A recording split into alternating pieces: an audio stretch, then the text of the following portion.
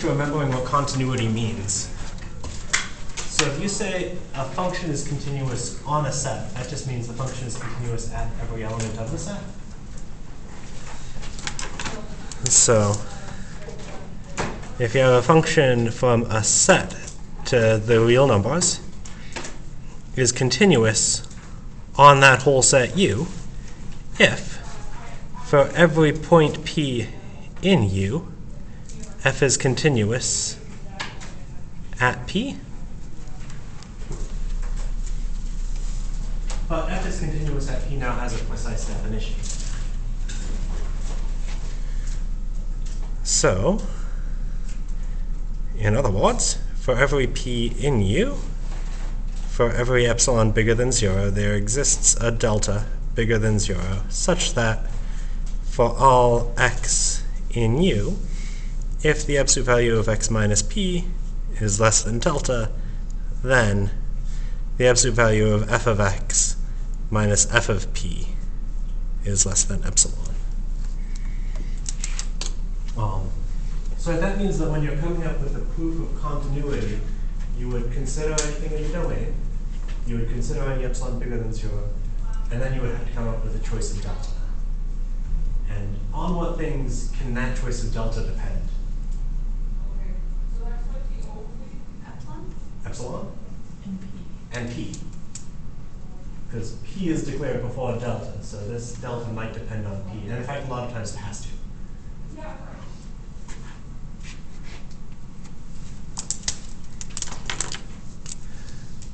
So delta depends on P and epsilon. So there's another notion of continuity, which one might write down, in which you say that, well, I want this function to be continuous. I know that it would be silly to believe that I can get delta to not depend on epsilon.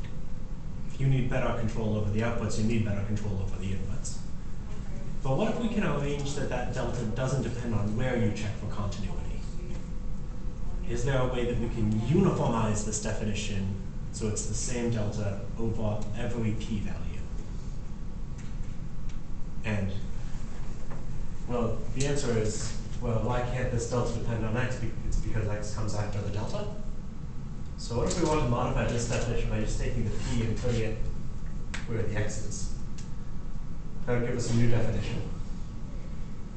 And now when you are proving that type of continuity, your delta would have to be the same for every x and every p, because it can't depend on them. So that's the idea of what uniform continuity is. So I'm going to try to motivate it a little bit, explain how to build that definition, and in particular, uniformly continuous things have nice properties. They have properties that just continuous functions don't have. For instance, let me flash to the future, I won't make it to today. Here are some things that are true for uniformly continuous functions. If you start with a bounded set and apply a uniformly continuous function to that set, you get a bounded set, which isn't true for continuous functions, right? Think about f of x equal to 1 over x. That sends 0 to 1 to 1 to infinity. So that bounded set became unbounded.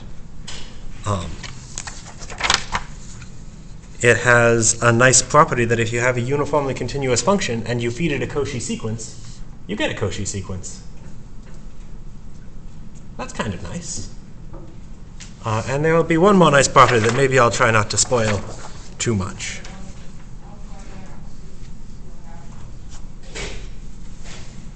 So let's start with this. Let's try to, so I want to improve the definition of continuity. So maybe I should describe a property that continuous functions don't have. So here's just a property of continuous functions. So this, if you like, was the reformulation of continuity in terms of limits.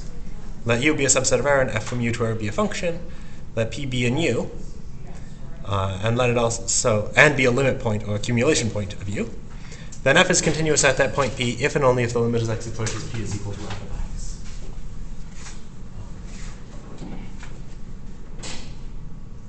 So we proved that a while ago. But in particular, this theorem says that if you take a continuous function and you look at a point in the domain of that continuous function, which is also a limit point of the domain, this limit will exist. Well, so here's a question. Suppose you have a subset of R and a continuous function, and the limit point of that domain. Does it follow that the limit as x approaches p of f of x must exist? And think for a second. Let's try to come up with intuition. What do you think? Should that be yes? Should that be true, or should that be false?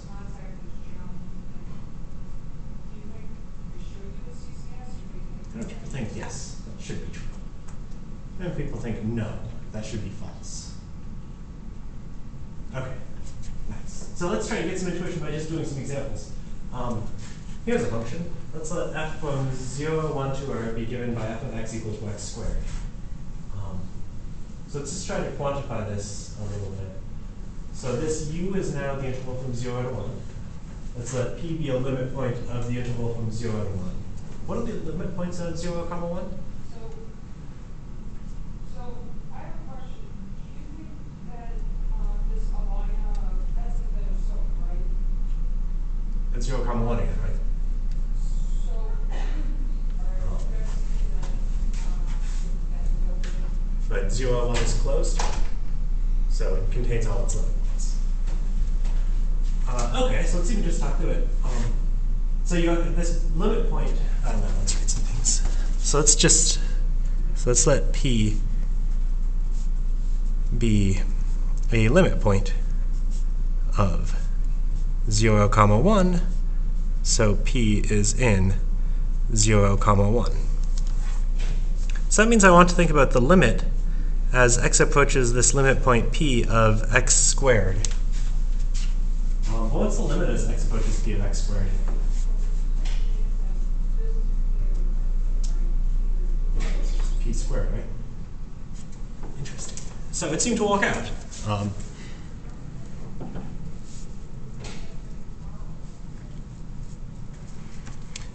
Same thing, but what if you use the open interval from 0 to 1? Do you think anything's going to change? You're still taking the limit of the same function. Maybe you have to worry that p might be in the open interval from 0 to 1, but it'll be in the closed interval. How about this one? F of x equal to 1 over x. From 0 to infinity. Maybe we'll even just draw a picture. So the graph of that function looks something like this.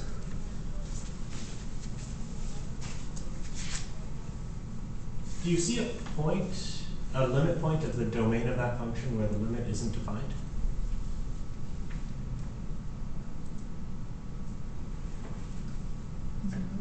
Zero looks bad.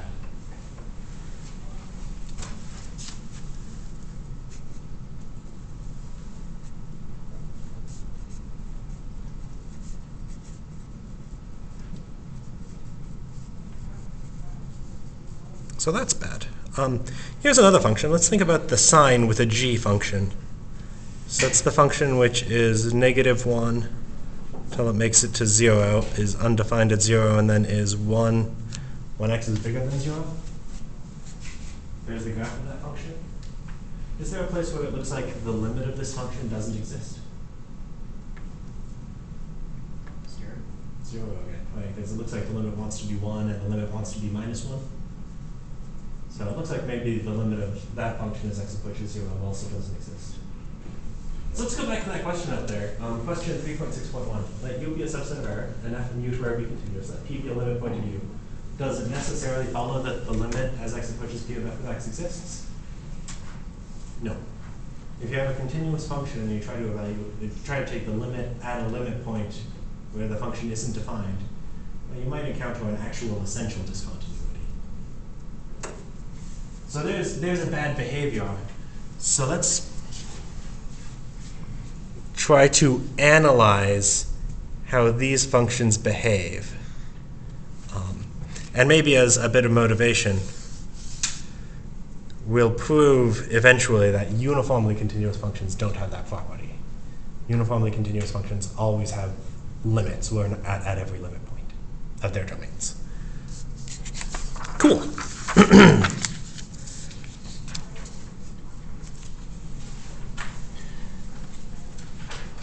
So this is kind of the stuff that was on the first page. I guess I will say it again. So what it means to be continuous on a set means that you're continuous at every point P in that set. So what does that mean if you expand out the definition of continuity? For every P in U, for every epsilon bigger than 0, there exists a delta bigger than 0 such that for every x in the domain, if the absolute value of x minus p is less than delta, then absolute value of f of x minus f of p is less than epsilon.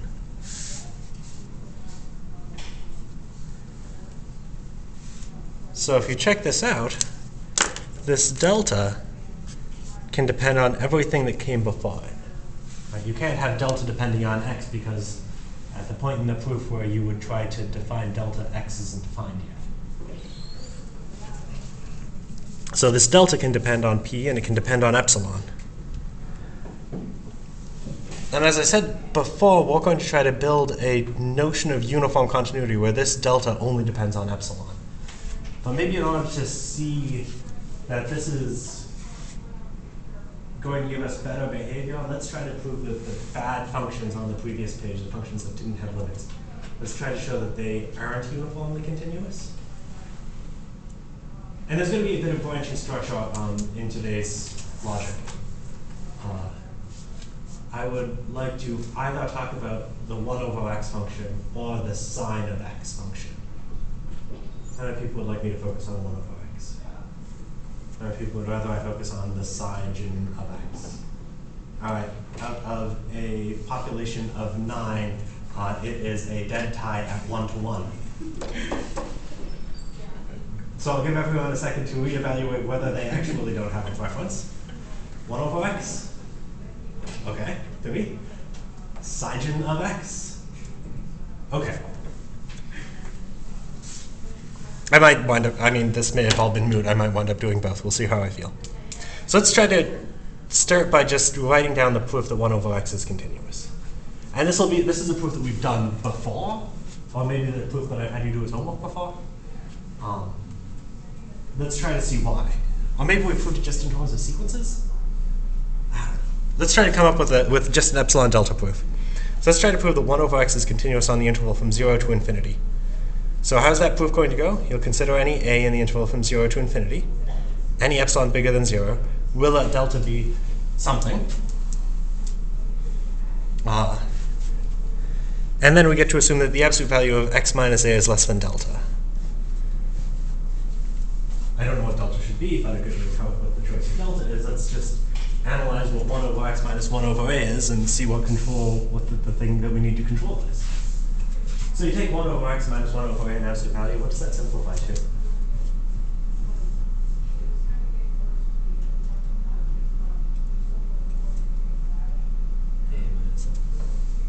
A minus x over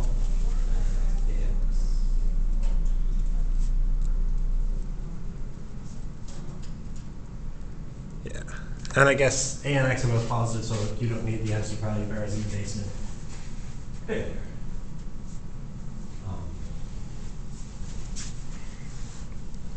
Let's see, absolute value of a minus x. Do I have any control over that?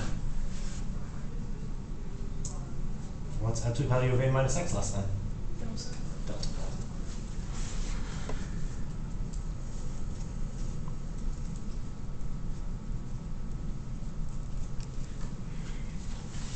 So let's do something that is tempting but obviously wrong. Right, what would you want to do? You want to set that equal to epsilon and solve for delta. Then you would get the choice of delta that you need. So let's try to do that. So delta over absolute A, absolute X. Set that equal to epsilon and solve for delta. You get delta equal to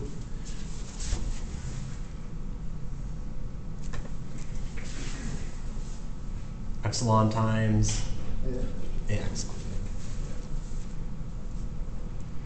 But look at this formula. What variables does that delta depend on? Epsilon, A, and X. Okay, so epsilon, that's fine. The A, that's fine. X, that's a problem. If you read the definition of continuity, for every P, for every epsilon, there exists a delta. Delta can't depend on X. If you were to put that choice of delta in this blank, well, you haven't declared the variable X yet. So you'll wind up writing down something that's nonsensical.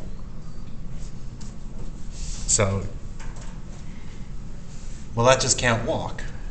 But let's see, so the only badness is this X, right? That's the only bad thing. So let's just trace that X back. That X was like this X.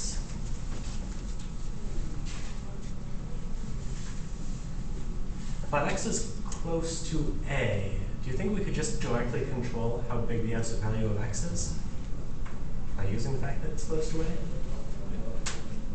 So this denominator, I want to say this denominator is basically the same as like the absolute value of A squared.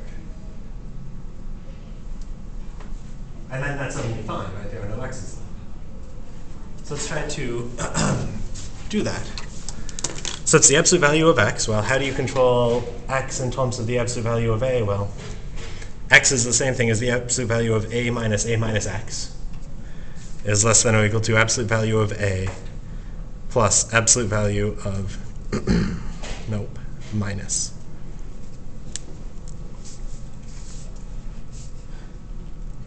Yeah, like that.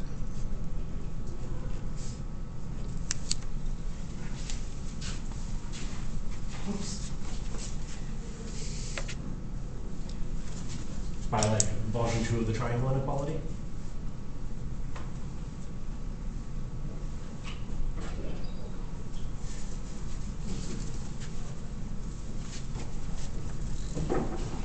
Did I screw anything up?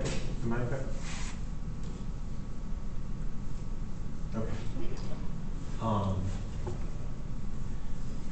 Well, so let's see, this delta is supposed to be like really small, right? And this quantity is less than delta. So I can make this as small as I want. So I should probably be able to make this be less than the absolute value of A.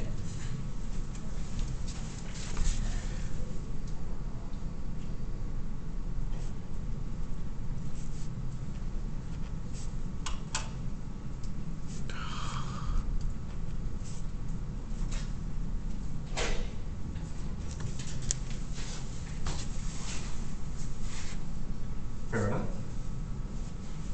So I guess here I'm using that.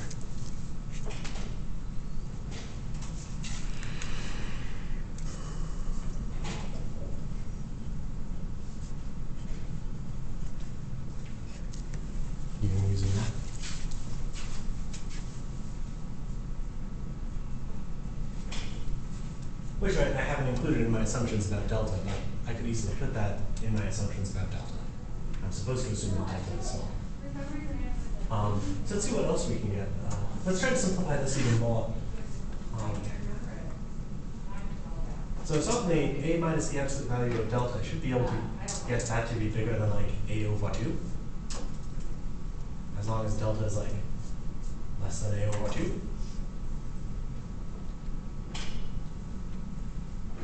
Does that seem right? And so we'll see that this will walk out. So that's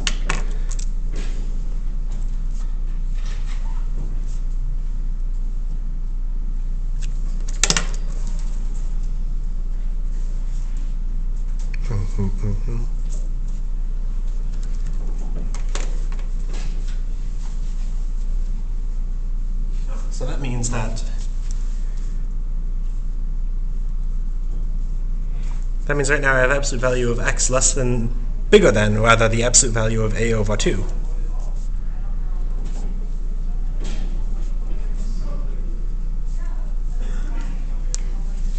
So let's combine this with what we had before. So we showed previously that that is less than delta divided by absolute value of a, absolute value of x. But I know that absolute value of x is bigger than the absolute value of a over 2.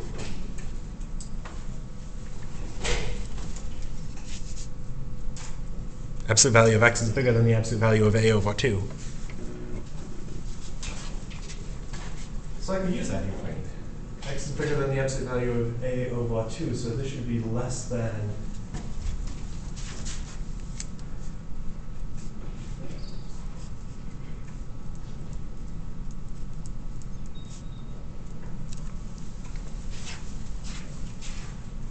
which now I guess, I don't know, that simplifies to what? 2 delta over a squared?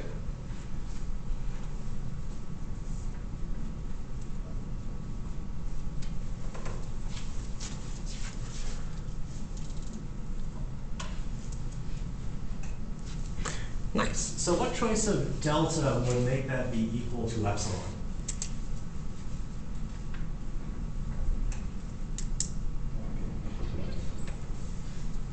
Epsilon a squared over 2.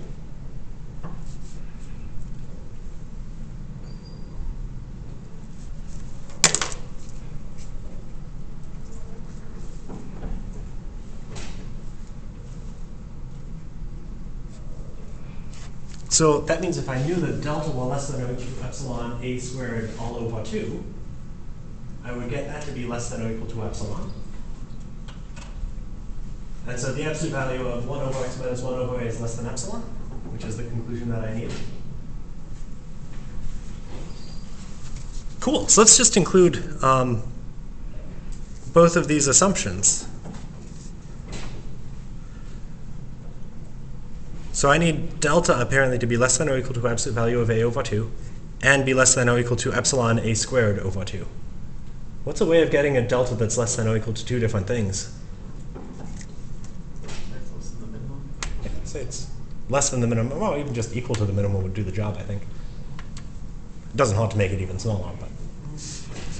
So let's let delta be the min of absolute value of a over 2, comma, epsilon absolute a squared all over 2. I'm just going to be lazy and not fill that in. Cool. So there's the proof that f of x equal to 1 over x is continuous. The straight up epsilon delta proof on the interval from 0 to infinity. So now let's just look at this choice of delta. Is that choice of delta independent? Well, let's check everything. Is that choice of delta independent of x? That's good. Otherwise, it wouldn't even be a proof of continuity. Is that choice of delta independent of a? No.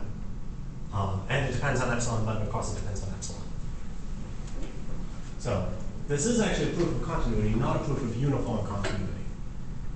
And maybe just because there was, well, I guess maybe before we go on to the next thing I'm going to do. How do people feel about that? Does that seem okay?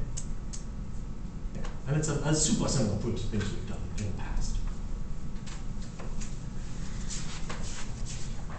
So I think, just because I haven't talked about this sine with a g function, let's go through Gesundheit, the proof that the sine function is continuous on r away from 0. And let's start by even just,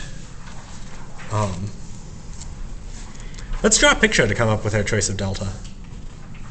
So, all right, there's the graph of the sine with a g function.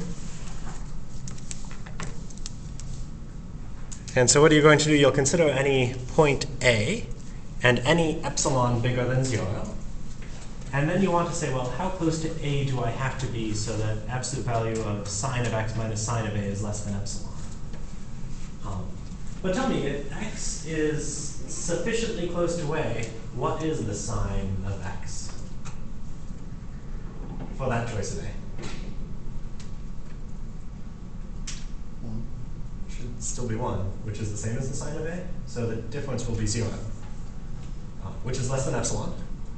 How close did you need to be to A for that to happen?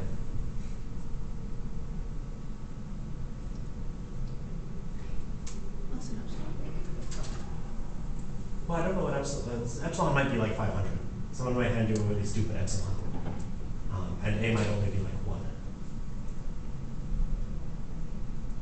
Like less than 8 away from How about A? So let's see, if I look at A, and I go A to the left, I get to 0. I go A to the right, I get to 2A. So now think about any x value in that range. How does the sign with the g of that x value compare with the sign with the g of A? Should be the same. It should be the same. Do you think the same thing should walk if A happened to be negative? I mean, I guess then I better have like, I can't take delta to be A if A is negative, but I can't take delta to be the absolute value of A, which I think should be the trick. So,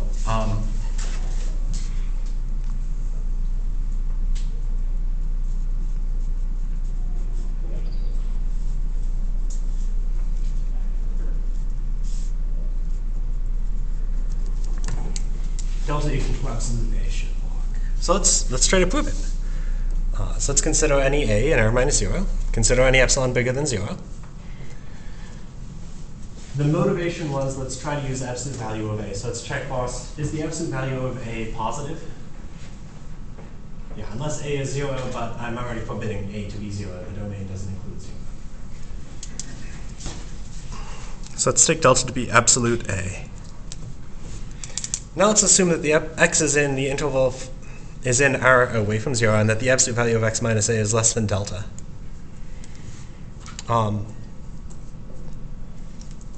So I got to assume absolute value of x minus A is less than delta. Let's go ahead and solve that. So I know x minus A in absolute value is less than absolute A. So that means negative absolute A is less than x minus A is less than absolute A. And so A minus absolute A is less than x is less than A plus absolute A. Oh, you couldn't see any of that, I don't think. Fair enough. Just solving the inequality from x. And now let's just see what happens. So it's like this inequality is complicated because there are like absolute values in it, in terms of the A. Let's just make a case-by-case analysis. What does this inequality become when A is positive? When A is positive, A minus absolute A is 0, and A plus absolute value of A is 2A. So when A is bigger than 0, I'll just put a star there. Star becomes 0 is less than x is less than 2A, since absolute value of A is equal to A. Aha! So let's play this game now. So that means x is positive and A is positive. Since x is positive, what's the sign with a g of x?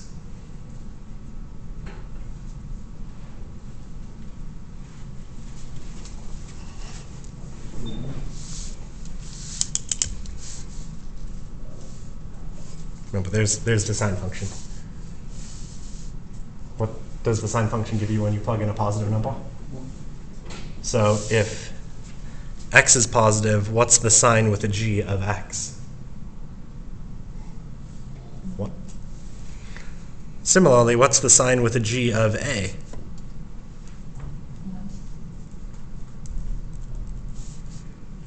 Is that less than epsilon? Do you think you could do something super similar when A happened to be negative? Yeah. I think it's so very similar that I'm not even going to do it.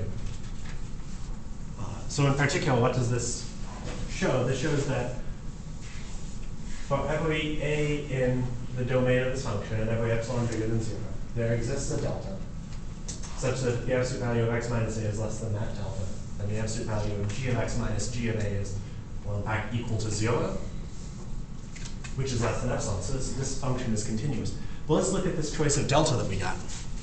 This choice of delta was absolute value of a. Was it independent of x? Yeah, that's good. Was it independent of a? No, it depends like exactly on a. So these are two proofs of continuity, but not proofs of uniform continuity. So let's go ahead and just check this really quickly. So do you think that those proofs actually show that these functions are not uniformly continuous?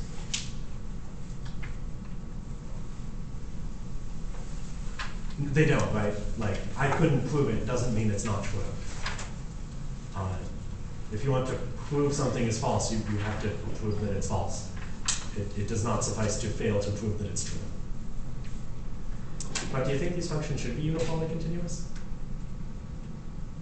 Like, at the very least, they have a bad behavior at 0.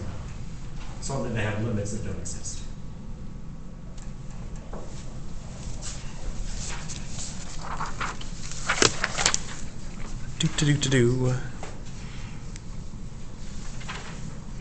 So let me state the definition.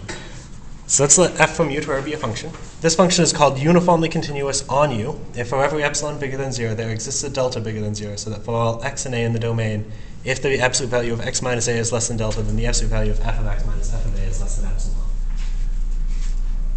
So let's just notice one thing first as an aside. In the notion of continuity, the first thing that I defined was what it means to be continuous at a point. Does it make any sense to talk about uniform continuity at a point? No. So you can only be uniformly continuous on the set. The next thing to notice is, let's just check out dependencies. So let's just formally quantify this definition. Right? It's for every epsilon bigger than 0, there exists a delta bigger than 0, such that for every x and x, order doesn't matter, but let's keep them in order. For everything's in the domain, if absolute value of x minus a is less than delta, then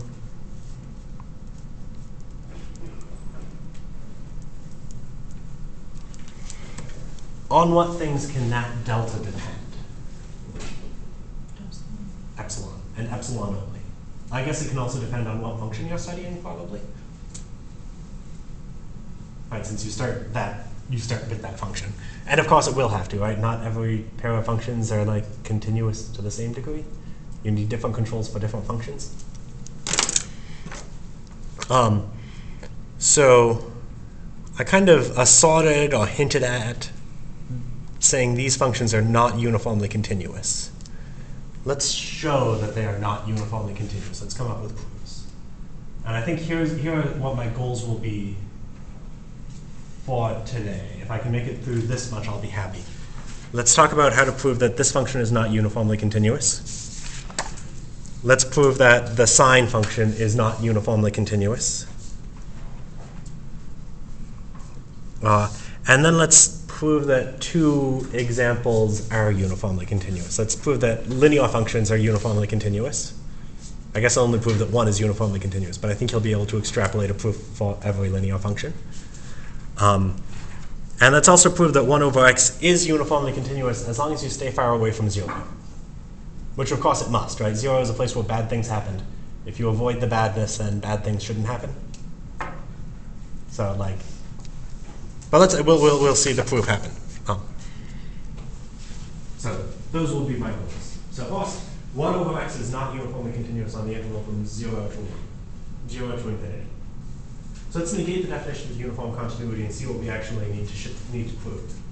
So you take the definition of uniform continuity and you negate it. You see that you have to prove there exists some epsilon such that for every delta there exists some a and x. That should probably be an x, such that negate an if, then you get this and not this.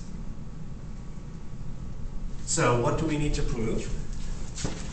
We need to prove that there exists an epsilon such that for every delta there exists an A and an X in U such that absolute value of A minus X is less than delta and absolute value of f of X minus f of A is bigger than or equal to epsilon. And let's try to motivate this by drawing a picture. And, well, generally I draw it just on the board, but maybe for the sake of having this video having value. Now, how many people watch these videos with any frequency? Okay. So maybe it's not worth my effort to record them. This one's already recording. So let's draw a picture of the graph of f of x equal to 1 over x. So I want to come up with two different inputs which are close to each other, but for which the outputs are not close to each other. What sort of inputs do you think I should try to use? One's gonna be 0. Inputs close to 0. So let's see, like, what if I take like that input that's really close to 0, and I don't know, like double that input that's really close to 0? Then the outputs might be very far away from each other. And, well, I can make them as far away as I choose, I think. So I think we can, like, the choice of epsilon isn't going to matter. So let's just pick our favorite positive number. What's your favorite positive number? 1. Okay, you're not going to be facetious in this. 1 is a good choice. A silly person would have said like 25. But 1 is a good choice. Let's take epsilon to be 1. We get to choose epsilon, and it looks like we don't really care what it is, so 1 is a good choice. We then have to consider any delta bigger than 0. Now we need to find an x and a, which are within a delta of each other, but for which f of x minus f of a is bigger than or equal to epsilon, which is 1. So let's use the idea on the previous page. So what if like x and a are both really close to 0, but they're both numbers that are really close to 0, but one's like twice as close as the other. A is like 2 times what x is. Then let's analyze what the absolute value of x minus a becomes and see what happens. So if you do that, you get absolute value of x minus 2 times x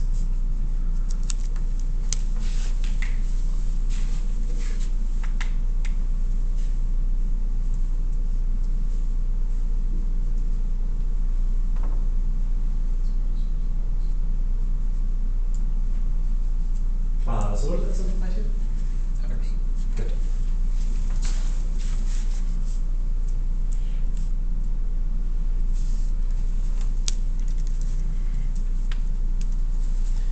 So that means that apparently I'm going to need an absolute value of x minus a to be less than delta.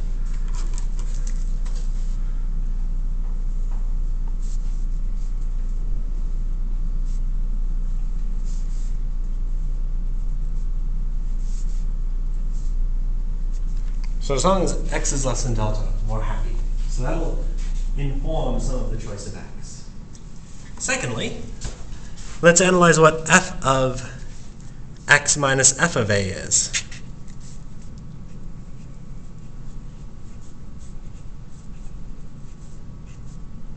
Let's see, that's 1 over x minus 1 over 2x. You simplify that, I think you get 1 over 2x.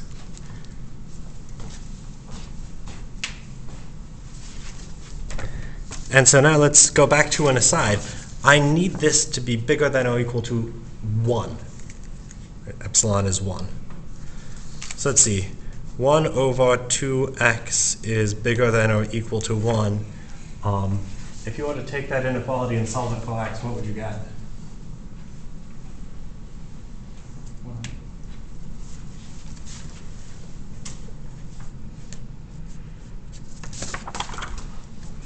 cool. So this is less than or equal to 1, which is epsilon, since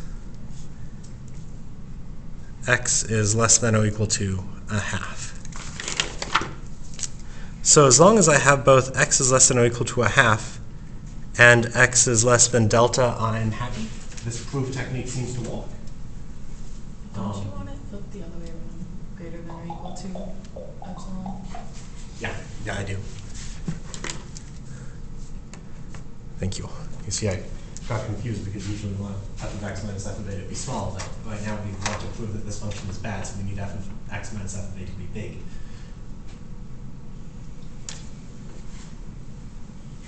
So, between those two, can you think of a choice of x that satisfies both of those?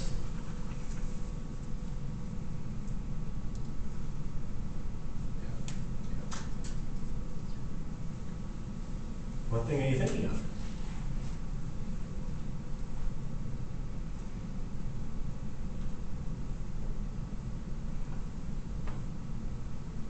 How about the min of a half and something less than delta? What's something that's less than delta? 0. Too small. Has to be positive. Right, because 0 won't be in the domain. What's a way of taking a positive number and making it smaller? Delta over 2. Delta over 2. So let's take x to be the min of a half and delta over 2. Well, and let's see. This analysis to get absolute value of x minus a equals x was like trivial, right? That was just... So that didn't use anything. Is this choice of x actually less than delta? Yeah. So it follows that absolute value of x minus a, since it's equal to x, is less than delta. Is this choice of x less than or equal to a half? Yep. So the absolute value of f of x minus f of a is bigger than or equal to epsilon. So we've successfully proved that this satisfies the negation of uniform continuity. So indeed, this is not uniformly continuous. How do people feel about that proof? That seem okay? And I think I also want to do the sign with a g function.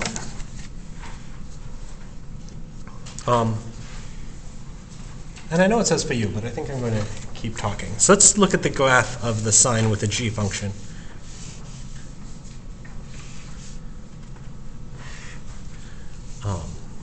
So by looking at that graph, do you see a pair of x values that are close to each other, which have not very close to each other y values? Like epsilon and negative epsilon? How about epsilon and negative epsilon? I'm going to tweak that a little. I'm going to say delta and negative delta. Is that like delta should measure the distance between the inputs? Yes. Let's try that.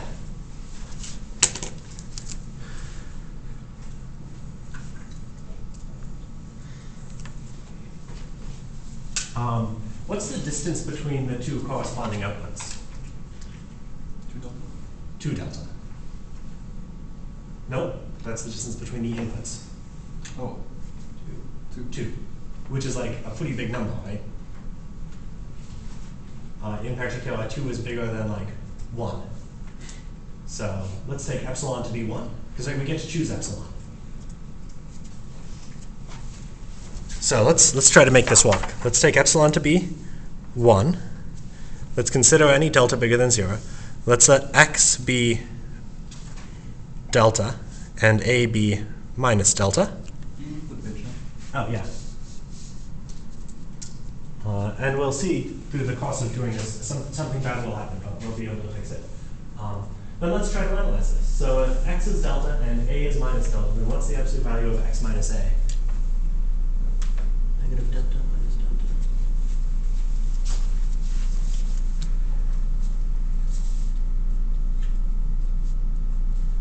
Good. And that simplifies to 2 delta. 2 delta.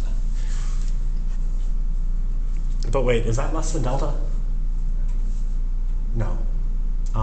But how could we fix it so it is less than delta?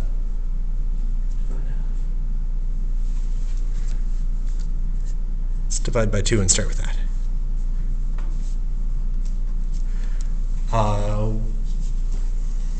So that'll give me delta, right? Is delta less than delta?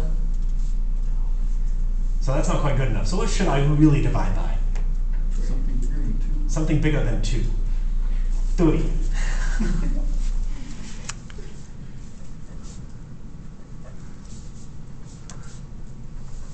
So, delta over 3 minus delta over 3 works out to be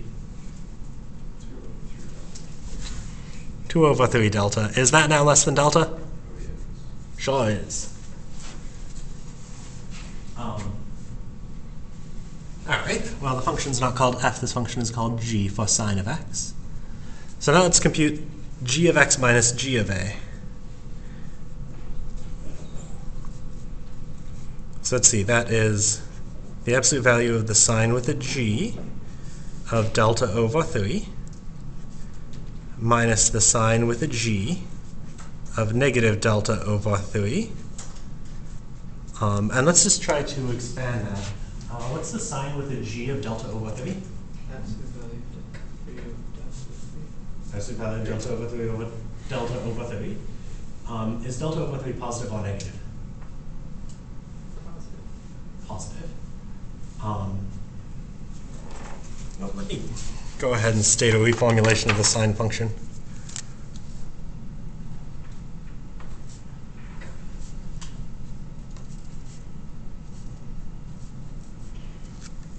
Right, that's why it's called the sine function. So since delta over 3 is positive, what's the sine with a g of delta over 3? What's the sine with a g of minus delta over 3?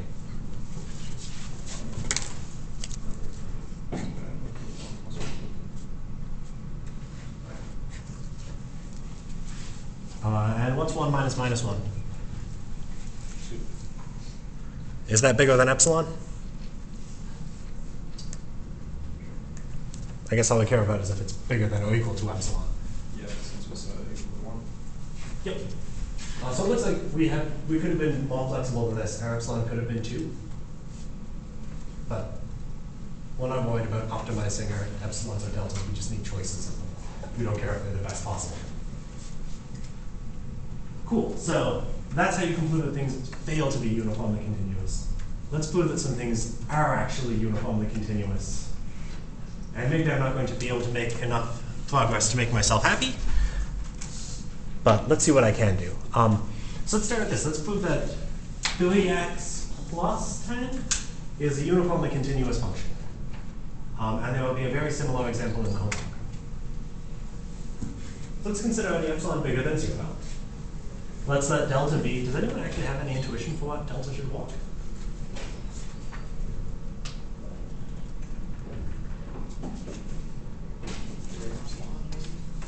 Epsilon over like some number. Those seem reasonable. Let's see what works. Let's consider any x and a in the real line, and assume that the absolute value of x minus a is less than delta. And then let's expand out what this is.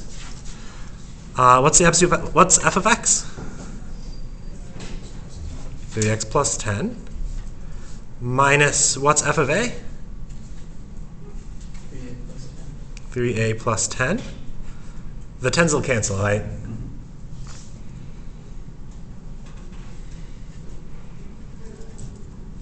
So I get that this is less than 3 delta. What choice of delta makes that equal to epsilon? 3. So that'll be equal to epsilon as long as delta is equal to epsilon over 3.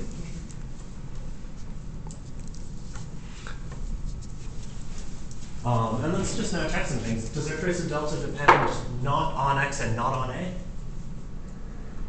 Yeah, right, it's epsilon over 3. There are no x's and no a's. So linear functions are continuous. Do you think you could change this if the 3 and the 10 were any constants? Yeah, of course you could. And I can't lie and say, like, I have a minute left. I'm not talking. So, this note packet is indeed intended to be a many-day note packet. I might not finish it on Wednesday.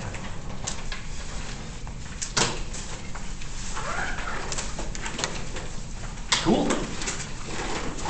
So at this point, we have like examples of uniformly continuous functions, well, examples of non-uniformly continuous functions.